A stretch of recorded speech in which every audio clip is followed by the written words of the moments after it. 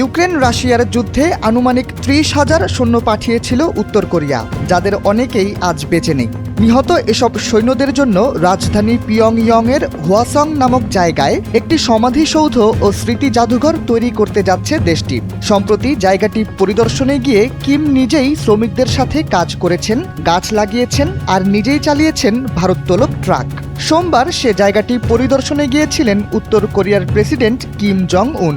সাথে ছিলেন তার মেয়ে কিম জু আয়ে ও স্ত্রী রি সোজুল।